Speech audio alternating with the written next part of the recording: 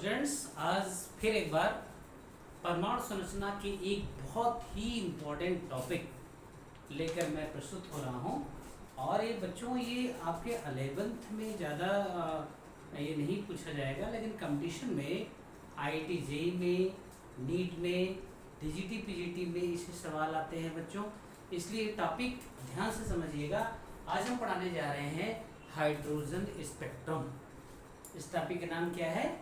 अच्छा, स्पेक्ट्रम किसे कहते हैं? जैसे बच्चों आपने बहुत सारे जैसे इंद्रधनुष के 7 रंग दिखाई देते हैं, आपने देखा होगा। डिफरेंट वेवलेंथ की जो पट्टियाँ दिखाई देती हैं, या कह लीजिए जैसे जब कंप्यूटर स्क्रीन पे ऐसे ऐसे जब लाइनें चलती है, तो इसका मतलब है कि हमारे अंदर जो इलेक्ट्रॉन प्रोटॉन है एक्टिव हैं, और जैसे ही लाइन ऐसे डेड हो जाती है तो कहा जाता है कि इंसान डेड हो गया। स्पेक्ट्रम से तात्पर्य है कि निश्चित आवृत्ति की लाइनों का दिखाई देना। स्पेक्ट्रम से शाब्दिक अर्थ क्या है? इसको न्यूटन साहब ने दिया था और कहा था स्पेक्ट्रम समथिंग अपीयरेंस, यानी कुछ चीज ऐसी है जो डिफरेंट आवृत्ति की लाइनों में हमको दिखाई दे रही है। तो होता क्या है, जब हाइड्रोजन को जो है इसमें जो विसर्जन किया गया, इसको टेम्परेचर दे दिया गया, तो ये जो हाइड्रोजन है ये उच्च ऊर्जा पा करके ये क्या हो गया कि डिफरेंट टाइप के रेडिएशन, जिसकी एक अलग अलग वेवलेंथ थी, उसका एक जो है पैटर्न दिया, जिसे हम हाइड्रोजन स्पेक्ट्रम के नाम से जानते हैं। बच्चों, ये जो हायर एनर्जी लेवल पा करके, जैसे उच्चतम ऊर्जा स्तर, जैसे हम किसी को क्या कर दें, उसको एक्टिवेट कर दें, एनर्जी दे दें, है ना, और एनर्जी पा करके वो उच्चतर अवस्था में चला जाए।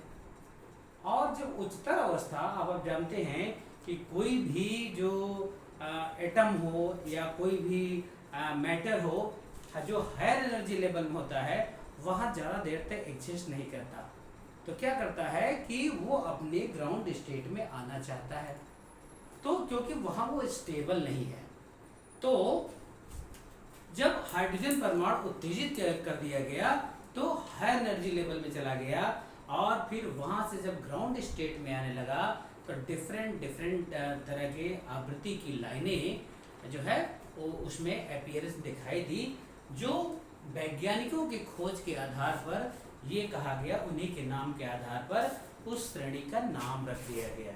जैसे आप चित्र में दिखाई दे रहा है कि जो लाइमन श्रेणी है, जब जो इलेक्ट्रॉन है उच्चतम ऊर्जा स्तर से सबसे पहले, देखिए n का मान 1 दिया है, यानी ये n1 की वैल्यू है कि जब यहाँ पर आकर के हायर एनर्जी लेवल से आप इसको इनफाइनाइट तक भी कह सकते हैं, इनफाइनाइट से आकर के अगर फर्स्ट लाइन में आता है, तो n1 लाइन में आता है, तो इसको क्या कहा गया? इस श्रेणी का नाम इसके खोजकर्ता के आधार पर लाइमन श्रेणी रख दिया गया। अच्छा, और ये श्रेणी जो है अल्ट्रा वायलेट रीजन है। बच्चों, कभी कभी ये रीजन भी पूछ लेता है कि लाइमन श्रेणी की जो रेखाएं मिलती हैं हाइड्रोजन स्पेक्ट्रम में, वो कहाँ पे मिलती हैं? तो बच्चों मैं बता दूं, लाइमन श्रेणी की जो रेखाएं अल्ट्रा वायलेट रीजन में मिलती हैं। अब देखिए, जिसे हम विजिबल रीजन कहते हैं, दृश्य क्षेत्र कहते हैं, जब इलेक्ट्रॉन अनंत से या हाई एनर्जी लेवल से n1 की जो n की वैल्यू है 2 दूसरी लाइन में आके गिरता है, तो यहाँ पर ये जो श्रेणी कहते हैं, इसको कहते हैं बामर श्रेणी। कौन सी श्रेणी कहते हैं? बामर श्रेणी। और ये श्रेणी पाई जाती है विजिबल रीजन, आप देख रहे हैं दृश्य क्षेत्र में पाई जाती है। अच्छा, अब आप देख रहे हैं जब इनफाइनाइट से या हायर एनर्जी लेवल से इलेक्ट्रॉन तीसरी लाइन में आता है, यहाँ देखिए n की वैल्यू 3 है, तो इसके खोजकर्ता के आधार पर इस श्रेणी का नाम पड़ गया, दैट इज पाश्चन सीरीज। पाश्चन श्रेणी कहा गया, और ये इंफ्रारेड अवरक्त रीजन में पाया जाने वाला है। ध्यान रखिएगा, पाश्चन श्रेणी कहाँ पाई जाती है? अवरक्त रीजन में। इसके बाद जितनी श्रेणियां पाई गई सब जो है नियर अवरक्त region, near infrared, far infrared, है ना, इंफ्रारेड के नजदीक, इंफ्रारेड से दूर। ये डिफरेंट जो लाइनें पाएंगे। पार्शियल ये नियर इंफ्रारेड है। ब्रैकेट श्रेणी जब अनंत से या हायर एनर्जी लेवल से इलेक्ट्रॉन n=4 में पहुंचता है, ये श्रेणी ब्रैकेट श्रेणी कहलाती है। और जब अनंत से या हायर एनर्जी लेवल से जब n=5 इस लाइन में आता है, इसे फंड श्रेणी कहते हैं। और जब अनंत से लाइन नंबर 6 पे जब यहाँ पर एनर्जी लेवल में आता है, तो इस श्रेणी को हम क्या कहते हैं, हम्फ्री श्रेणी। ये फॉर इंफ्रारेड रीजन में पाई जाती है। अब आप देख रहे हैं कि इसका हाइड्रोजन स्पेक्ट्रम पढ़ाने का मतलब क्या है, इसका जो है वेवलेंथ कैसे निकालेंगे, फ्रीक्वेंसी कैसे निकालेंगे। तो एक साहब थे रिडबर्ग, उन्होंने इन श्रेणियों के लिए हम्फ्री श्रेणी, फंड श्रेणी, ब्रैकेट श्रेणी, पार्शियल श्रेणी, बामर श्रेणी, लाइमन श्रेणी, जो श्रेणियां दिखाई दे रही हैं। सबसे पहले तो बच्चों अनंत से या किसी हायर एनर्जी लेवल से जब कहाँ जाता है बताइए, इलेक्ट्रॉन ग्राउंड लेवल में आता है, n की वैल्यू जहाँ 1 है, दैट इज लाइमन श्रेणी, और ये पाई जाती है विजिबल रीजन में। जब हायर एनर्जी लेवल से दूसरे लाइन पे आता है, तब यहाँ इलेक्ट्रॉन लौटता है, तो यहाँ पर क्या होती है, बामर श्रेणी, जो हमें विजिबल रीजन में दिखाई देती है ना। और ये सब केवल दृश्य क्षेत्र में जान लीजिए। एक बार ये भी कंपटीशन पूछा गया था, बामर श्रेणी किस रीजन में पाई जाती है, तो बामर श्रेणी विजिबल रीजन में पाई जाती है। दृश्य प्रकाश, जो हम प्रकाश देख पाते हैं, उसी रीजन में ये बामर श्रेणी पाई जाती है। और जब इनफाइनाइट से इलेक्ट्रॉन आके उत्तेजित इलेक्ट्रॉन नीचे आता है n=3 में, पार्शियल श्रेणी ये नियर इंफ्रारेड है, ब्रैकेट श्रेणी नियर इंफ्रारेड, फंड श्रेणी और हम्फ्री श्रेणी कहाँ पाई जाती हैं, सुदूर अवरक्त क्षेत्र में पाई जाती हैं। इसका मतलब इंफ्रारेड रीजन, मतलब फॉर इंफ्रारेड रीजन में पाई जाती है, ये श्रेणियां पाई जाती हैं। तो हमको एक फार्मूला के सहायता से इनका हम वेवलेंथ निकालते हैं या आवृत्ति ज्ञात करते हैं। देख रहे हैं आप, यहाँ पर आवृत्ति का एक सूत्र लिखा है, न्यू बार। आप जानते हैं न्यू बार बराबर क्या होता है, 1/λ होता है बच्चों। ये आवृत्ति और वेवलेंथ एक दूसरे के क्या होते हैं, व्युत्क्रम होते हैं, उल्टे होते हैं। तो न्यू बार 1/λ, और यहाँ पर आप दिखाई दे रहा है, ये हाइड्रोजन स्पेक्ट्रम के लिए यहाँ R एक नियतांक है, जिसे हम रिडबर्ग नियतांक कहते हैं बच्चों। कौन सा नियतांक कहते हैं, रिडबर्ग कांस्टेंट कहा जाता है। और रिडबर्ग कांस्टेंट का मान जो है 109677 सेंटीमीटर इनवर्स होता है। रिडबर्ग नियतांक का मान बच्चों रट लीजिएगा, और ये स्क्रीनशॉट भी ले लीजिएगा। कितना होता है, 109677 सेंटीमीटर इनवर्स, या मीटर में होता है 1097 × 10⁻⁷ मीटर इनवर्स होता है। ये है रिडबर्ग कांस्टेंट की वैल्यू, जैसे कि इसके पहले आपने प्लैंक नियतांक की वैल्यू को स्टडी किया था, 6.62 × 10⁻34 जूल सेकंड प्लैंक कांस्टेंट की वैल्यू थी। उसी प्रकार रिडबर्ग नियतांक की वैल्यू बच्चों ध्यान रखिएगा 1096 सेंटीमीटर इनवर्स, क्योंकि वेवलेंथ हम मोस्टली सेंटीमीटर इनवर्स में निकालते हैं, इसलिए ये वैल्यू इस फार्मूले में रखी जाएगी। देखिए बच्चों ध्यान से स्पेक्ट्रम को फिर से समझ लीजिएगा। न्यू बार बराबर, ये जो फार्मूला है ओनली हाइड्रोजन सदृश आयनों के लिए है, जैसे H+ के लिए है, He2 डबल प्लस के लिए है, सिंगल इलेक्ट्रॉन सिस्टम वाले आयनों के लिए ये फार्मूला लागू होता है। यहाँ R की वैल्यू रख देंगे, N1 की वैल्यू समझिए क्या होगी, ये होगा, और N2 की वैल्यू वेरी करेगी। N1 की वैल्यू हमेशा कांस्टेंट रहेगी, और N2 का मान बच्चों बदलेगा, है ना, क्योंकि N2 का मान हो सकता है यहाँ से यहाँ आ रहा हो सकता है तीसरे से पहले में आ रहा हो सकता है चौथे से पहले में आ रहा हो, और हो सकता है इनफाइनाइट से इलेक्ट्रॉन नीचे ग्राउंड लेवल में आ रहा हो। तो N2 की वैल्यू बच्चों क्या करेगी, वेरी करेगी, और N1 की वैल्यू हमारी हमेशा क्या रहेगी, कांस्टेंट रहेगी, या दे देगा कि इलेक्ट्रॉन कहाँ से कहाँ आ रहा है। हायर एनर्जी लेवल तो आपका वो N2 हो गया, और जो लोअर एनर्जी लेवल होगा वो क्या होगा, हमारा N1 की वैल्यू हो जाएगी। तो सूत्र होगा न्यू बार R 1/m1 का स्क्वायर, माइनस 1/n2 का स्क्वायर, और न्यू बार बराबर होता है 1/λ, और यहाँ पर एक फाइनल आपको इक्वेशन दिखाई दे रहा है 1/λ is equal to R Z square bracket में 1/n1 का स्क्वायर माइनस 1/n2 का स्क्वायर। बच्चों अब यहाँ जेड क्या है ध्यान रखिएगा। मान लीजिए अगर हम हाइड्रोजन ना हो, कोई दूसरा आयन हो, है ना, तो उसका ये एटॉमिक नंबर है। मान लीजिए हीलियम हो, है ना, तो हीलियम में क्या होगा, यहाँ एटॉमिक नंबर क्या हो जाएगा, 2 हो जाएगा।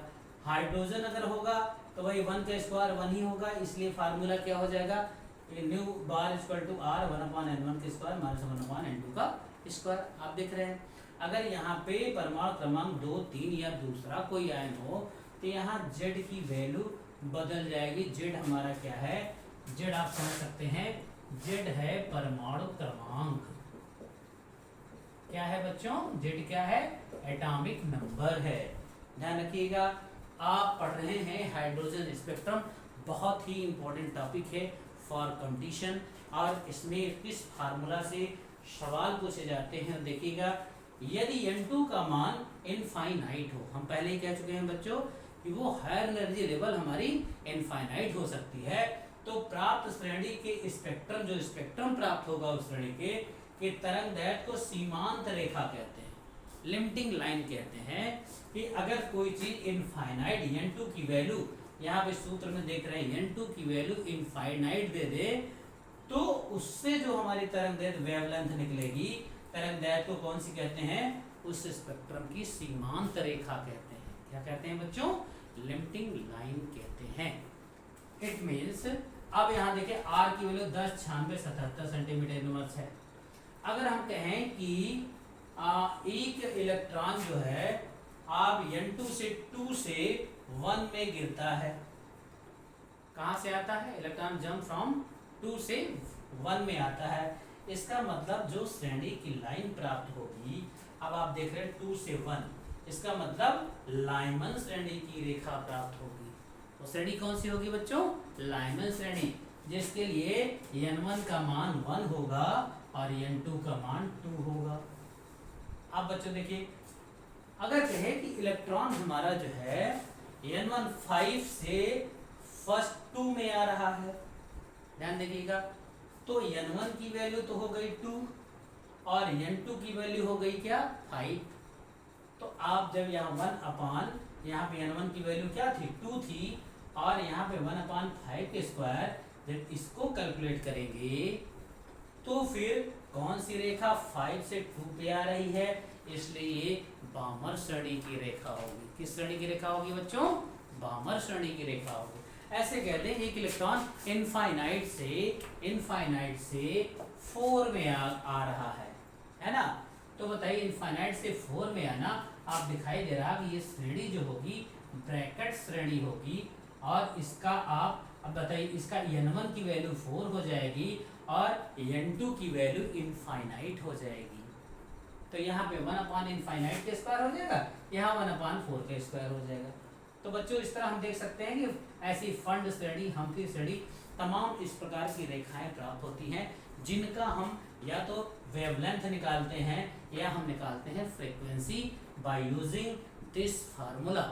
इस फार्मूला, कौन सा फार्मूला, ये ऊपर वाला फार्मूला किसके लिए है, हाइड्रोजन सदृश आयनों के लिए जिनका एटॉमिक नंबर, अब बताइए हाइड्रोजन की 1 होता है तो जेड की वैल्यू जब 1 रखेंगे 1 का स्क्वायर 1 ही होता है, इसलिए फार्मूले में केवल r है ना।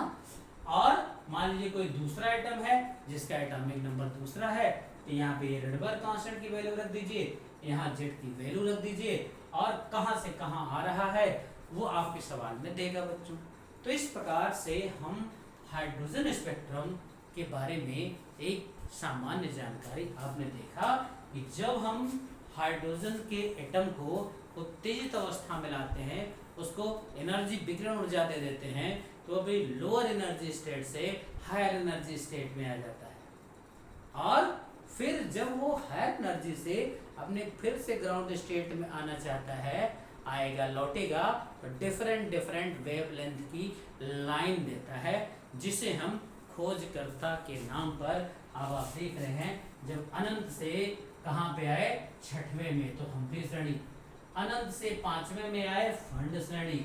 ऐसे ही जहां से जिस लाइन में गिरता है n1 की वैल्यू होती है, उसी प्रकार से श्रेणियां डिसाइड हो जाती हैं। ब्रैकेट श्रेणी है, पास्चन श्रेणी है, बामर श्रेणी है, लाइमन श्रेणी है। बच्चों ये श्रेणियां कहाँ कहाँ पाई जाती हैं, ये भी कंपटीशन में बहुत पूछता है। एक इलेक्ट्रॉन उच्चतम एनर्जी लेवल से, किसी भी एनर्जी लेवल से यदि ये n1 में आ रहा है तो ये श्रेणी होगी लाइमन श्रेणी, और ये पाया जाता है अल्ट्रा वायलेट रीजन में। जब इनफाइनाइट से या किसी भी हायर एनर्जी लेवल से दूसरे एनर्जी लेवल में आता है तो that is known as Balmer श्रेणी। कौन सी श्रेणी कहते हैं, बाल्मर श्रेणी। हिंदी में बाल्मर लिखा जाता है, इंग्लिश में BALMER बाल्मर लिखा जाता है। तो और हमारी जो है, मैं बार बार फिर से बता दे रहा हूँ कि विजुअल रीजन में कौन सी श्रेणी पाई जाती है, अगर ये पूछा जाए तो विजुअल रीजन में बाल्मर श्रेणी पाई जाती है। विजुअल रीजन में नजदीक और रक्त के नजदीक इंफ्रारेड रेडिएशन सुना होगा, और रक्त किरणें, है ना। तो नियर इंफ्रारेड में पास्चन और ब्रैकेट पाई जाती हैं। सुदूर इंफ्रारेड, फॉर इंफ्रारेड रीजन में कौन कौन सी श्रेणियां मिलती हैं, फंड श्रेणी और हम्फ्री श्रेणी बच्चों मिलती है।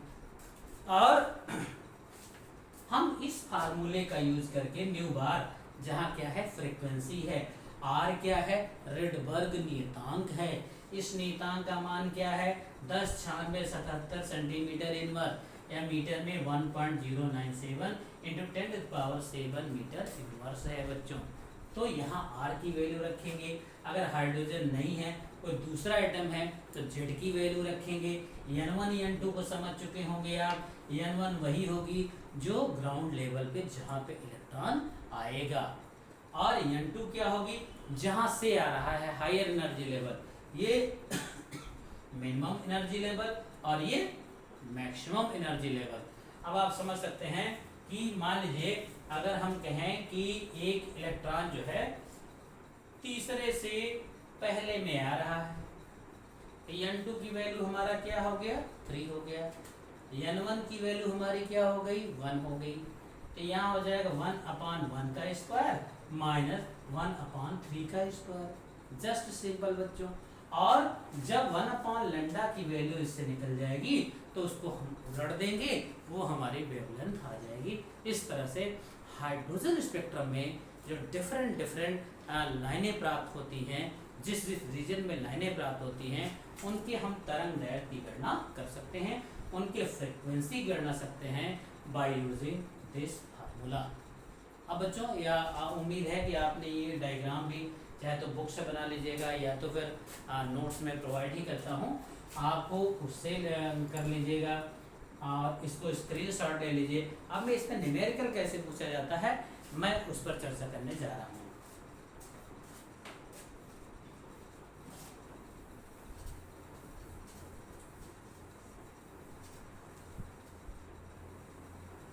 आप एक न्यूमेरिकल को नोट कर लीजिए। हाइड्रोजन परमाणु, क्वेश्चन है हाइड्रोजन परमाणु में उस रेखा की आवृत्ति ज्ञात करो, उस रेखा की आवृत्ति ज्ञात करो। आवृत्ति मतलब फ्रीक्वेंसी निकालना बच्चों, न्यू बार निकालना है, ध्यान दीजिएगा। आवृत्ति ज्ञात करो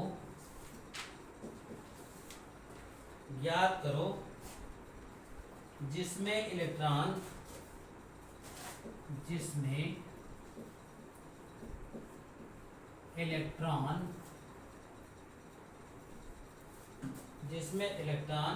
n बराबर 3 से मूल अवस्था में आता है, मूल अवस्था में आता है। ध्यान देना बच्चों, क्या निकालना है फ्रीक्वेंसी निकालनी है, न्यू बार निकालना जो होता है 1/λ। अगर कह देते तरंग दैर्घ्य निकालना है 1/λ फार्मूला लगा देते। यहाँ आवृत्ति निकालनी है तो सीधे सीधे न्यू बार निकाल लेना है बच्चों। अब आप देखिए इसमें दिया क्या है, हाइड्रोजन परमाणु है सिंगल इलेक्ट्रॉन सिस्टम, माने ग्राउंड स्टेट तो हो गया, N1 की वैल्यू 1 हो गई। ध्यान से समझिएगा, हाइड्रोजन जो स्पेक्ट्रम है सिंगल इलेक्ट्रॉन सिस्टम है, तो यहाँ पे देखिए हाइड्रोजन परमाणु उस रेखा की आवृत्ति ज्ञात करो जिसमें इलेक्ट्रॉन n=3 से ग्राउंड लेवल में आता है। ग्राउंड स्टेट क्या होगा बच्चों, वही लाइमन स्टडी। N1 की वैल्यू क्या हो गई, अब देखिए सॉल्यूशन देखिए आप, N1 की वैल्यू हो गई, N1=1 हो गया और N2= हो गया 3। देखो बेटा क्यों, n=3 से आ रहा है, ग्राउंड में आ रहा है ना। और आपकी वैल्यू क्या कर दिया है, RH यानी रेडबर्ग कांस्टेंट फॉर हाइड्रोजन 10, क्या वैल्यू होती है कि आप जान चुके हैं, कहीं कहीं दिया रहता है 10, 97, 37 सेंटीमीटर इनवर्स, या जो भी वैल्यू दिया रहे आपका, आर की वैल्यू दिया रहता है। ये वैल्यू हो गई। और बताइए यहाँ पर Z= क्या है बताइए, हाइड्रोजन है तो परमाणु क्रमांक 1 हुआ है ना। और फार्मूला आप क्या लगाएंगे, 1/λ RZ² 1/N1 का स्क्वायर माइनस 1/N2 का स्क्वायर। देखो बच्चों ये फार्मूला लगेगा हाइड्रोजन स्पेक्ट्रम का, है ना। आप RH की वैल्यू, जहां की वैल्यू जानते हैं, है ना। अगर हम फ्रीक्वेंसी निकाल लेंगे, लैम्डा की वैल्यू निकाल लेंगे, तो इसी का उल्टा कर देंगे तो हमारा आवृत्ति आ जाएगी, है ना। क्योंकि μ=c/λ होता है, ध्यान देना बच्चों, न्यू आवृत्ति होता है c/λ, प्रकाश का वेग भी शामिल है। और ध्यान रखिएगा जो प्रकाश का वेग है यहाँ पर जब इसकी वैल्यू हम सेंटीमीटर ले रहे हैं, रेडबर्ग कांस्टेंट की वैल्यू सेंटीमीटर दिया है, तो प्रकाश का वेग भी हमको सेंटीमीटर में ही लेना होगा। और आप जानते हैं प्रकाश की वेलोसिटी, लाइट की वेलोसिटी सेंटीमीटर में क्या हो जाएगी, 3 × 10⁻, कितने सेंटीमीटर हो जाएगा बच्चों, 3 × 10 सेंटीमीटर हो जाएगी, है ना।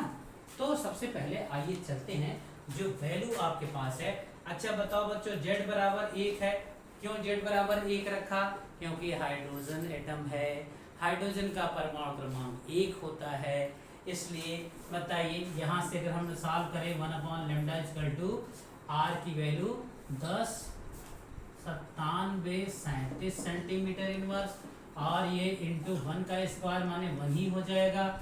हम यहाँ पर यही रख देते हैं बच्चों। और बताइए 1/N1 की वैल्यू क्या है, 1 है, N2 की वैल्यू क्या है, 3 है, तो 1/1 का स्क्वायर माइनस 1/3 का स्क्वायर। ये देखिए जस्ट सिंपल वैल्यू बच्चों हमने N1 N2 की वैल्यू रख दिया। अब बताइए यहाँ से हो जाएगा 1/λ 1/1 का स्क्वायर, इसके मतलब ये हो जाएगा आपका 10, 97, 37, और ये हो जाएगा 1 ही हो जाएगा, माइनस 1/9 हो जाएगा। अब बताइए इसको साल जब आप करेंगे बच्चों, तो 9 × 9 में से 8/9 हो जाएगा। 1/λ = 10, 97, 37 × 8/9, है ना बच्चों। तो जब आप इसे कैलकुलेट करेंगे तब ये वैल्यू आ रही है, ये वैल्यू आ जाएगी आपकी 97,544 और 97,544 सेंटीमीटर आएगी ये जब आप सॉल्व करेंगे।